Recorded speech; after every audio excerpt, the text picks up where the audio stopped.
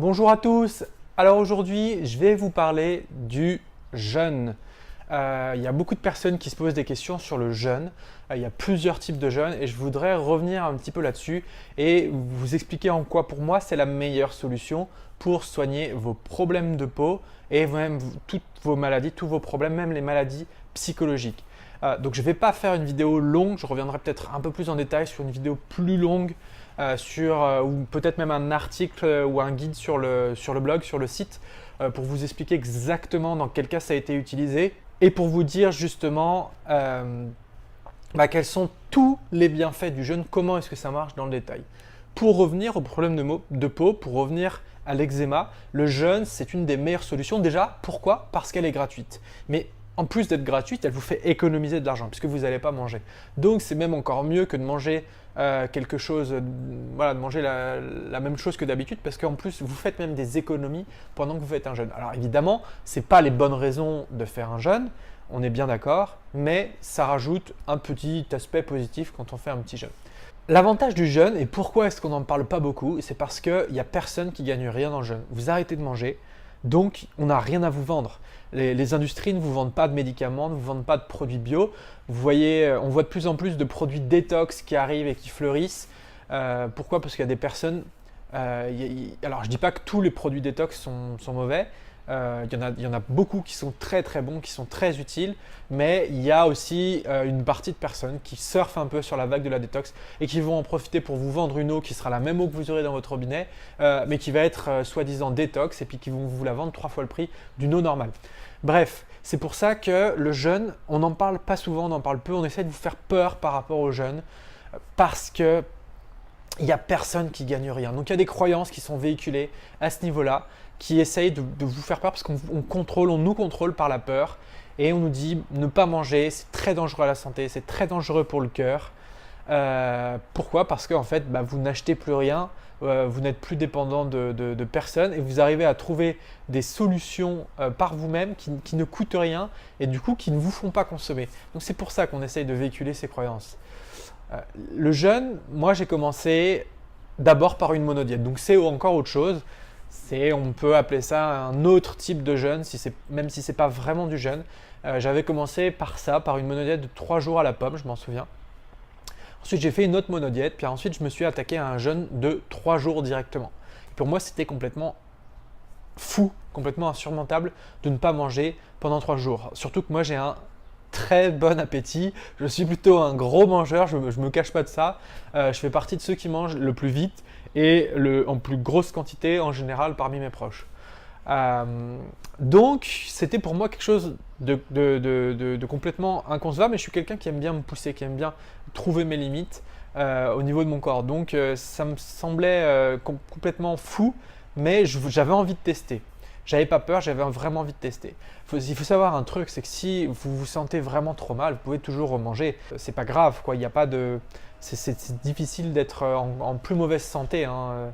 Vous remangez un fruit, vous remangez quelque chose et puis ça va aller mieux. J'ai fait ça la première fois, j'ai fait ça 3 jours et ça s'est relativement bien passé à ma grande surprise. Bon, on a faim. Les 3-4 premiers jours, 3-4-5 premiers jours sont les jours où on a le plus faim en général. Mais ça se passe bien, j'avais aucun problème, pas de problème d'étourdissement, etc. Et ensuite, je me suis fait un jeûne d'une semaine, puis après, j'ai fait d'autres jeûnes un peu plus courts, de 4 jours, 5 jours. Puis j'aimerais bien refaire un jeûne carrément de 2 semaines pour voir. Le jeûne d'une semaine, ça a été quelque chose qui a été relativement simple. Je m'attendais à ce que ce soit plus dur aussi. Bon, il y a la faim qui est toujours là, comme je vous disais, les premiers jours, mais qui après passe. Une chose qui est étonnante aussi, qui est normale, hein, c'est qu'on ne va plus aux toilettes. Vous allez encore aux toilettes pour uriner, mais vous n'allez plus faire la grosse commission aux toilettes parce que forcément vous n'avalez plus rien, donc tout se met en pause. Et donc l'avantage du jeûne, c'est de laisser son système digestif au repos. Donc ce qu'il faut savoir, c'est que le corps il fonctionne de la manière suivante. Vous avez quasiment 70% de votre énergie qui part à digérer tous les aliments. Et c'est pour ça qu'on parle des protéines végétales et des protéines animales et qu'on dit qu'une protéine animale, ok, elle est plus complète, mais elle est plus difficile à digérer, elle est moins digeste. Il y a des choses qui sont peut-être plus complètes, mais du coup, vu qu'ils sont plus complets, ils sont moins digestes. Et ce que les gens ne parlent pas, c'est qu'on va vous parler des protéines sans savoir trop ce que c'est. Alors que quand on sait ce que c'est qu'une protéine, c'est un enchaînement d'acides aminés.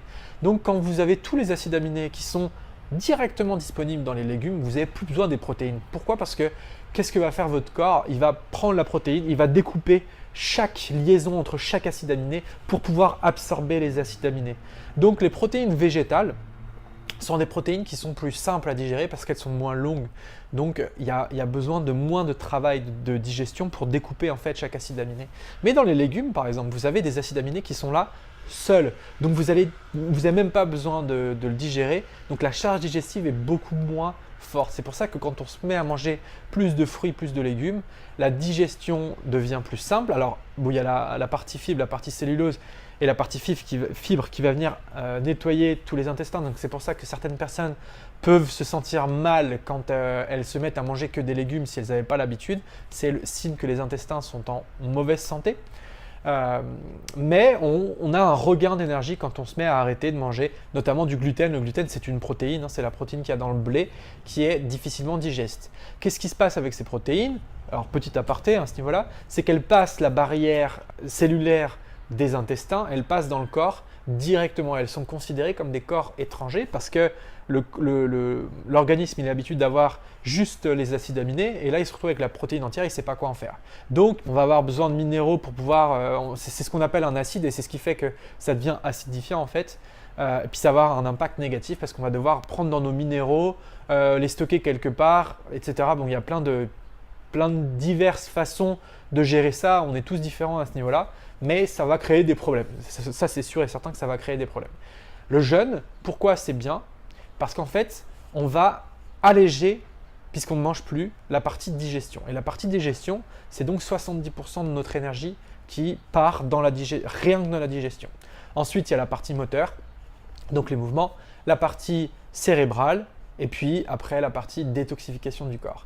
Donc, si vous enlevez les 70% de la digestion, ça veut dire que déjà vous avez plus d'énergie à attribuer au moteur, à la partie cognitive et ensuite à la détox. Donc ça veut dire que vous avez plus de… vous arrêtez déjà de mettre des aliments qui sont toxiques, même si vous mangez que des fruits, que des légumes, mais en tout cas vous arrêtez de mettre des aliments toxiques, donc vous arrêtez de faire rentrer les toxines, déjà on coupe, et en plus de ça, ça nous libère de l'énergie pour nettoyer, donc on va aller nettoyer toutes les toxines. Donc le corps il va faire quoi? Il va s'attaquer en priorité, parce que le corps est bien fait, aux tissus qui sont en moins bonne santé. Donc il va venir nettoyer, purger, manger tout ce qui est en mauvais état pour pouvoir le reconstruire de façon plus saine, bien meilleure. Donc en fait le jeûne c'est quoi? C'est simplement qu'on simplifie notre digestion au maximum puisqu'on ne mange plus. Mais il y a plusieurs étapes qu'on peut respecter pour simplement simplifier la digestion. Si vous avez du mal à faire du jeûne, vous pouvez simplement faire déjà des jus de légumes. Vous allez avoir une digestion qui va être beaucoup plus simple. Et donc vous allez gagner en énergie. En plus, si vous faites des jus de légumes, vous allez rajouter très peu de toxines, voire même pas du tout de toxines. Et donc vous allez avoir déjà les effets d'un jeûne, même si le jeûne va encore plus loin dans cette démarche-là. Donc c'est vraiment la démarche qui est derrière le jeûne et pour moi c'est une des meilleures démarches. Donc je reviendrai dans une autre vidéo sur les différents types de jeûnes qu'on peut faire, les différentes détox qu'on peut faire pour essayer d'améliorer sa santé. Je pense que toute démarche de meilleure santé doit passer par des phases de détoxification régulières. Autre point que je voulais aborder, c'est que le jeûne, si vous voulez faire un jeûne, il faut le prévoir. On ne décide pas de faire un jeûne comme ça au dernier moment parce que psychologiquement, ça va être très compliqué. Si vous l'avez prévu, que vous êtes décidé, vous faites un jeûne d'une semaine, la semaine du temps au temps et que vous avez prévu, donc vous n'avez pas acheté d'aliments, de nourriture et que chez vous c'est vide par exemple, ou alors encore mieux si vous allez le faire dans un centre, il y a des personnes qui organisent des stages, des semaines de jeûne, c'est beaucoup plus facile de tenir psychologiquement que si vous êtes en pleine ville, que vous passez tous les jours devant un magasin de pizza ou un Subway où ça sent super fort et puis ça donne envie de manger, ou si vous voyez d'autres personnes manger, c'est sûr. Donc comme je vous le disais dans une autre vidéo, évitez les tentations. Et donc pour ça, rien de mieux que d'aller dans la nature, d'aller dans la forêt, un endroit où on ne consomme pas, où il n'y a pas toutes ces odeurs-là, où en plus on va pouvoir recréer un lien avec la nature.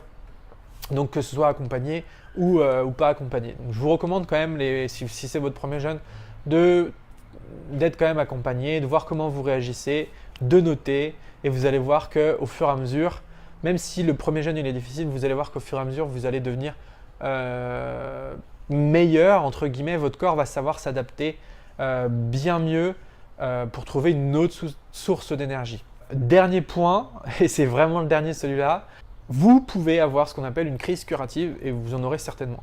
Plus vous aurez cette crise curative, plus ça veut dire que vous avez des choses à évacuer, qu'il y a des choses qui se passent dans votre corps et que votre corps est en train de faire le ménage, le grand nettoyage. Donc c'est normal, plus vous allez être toxique, plus vous allez avoir des crises curatives. Donc ça peut être des maux de tête, de la nausée, des choses comme ça. Donc ça peut faire peur, mais c'est normal.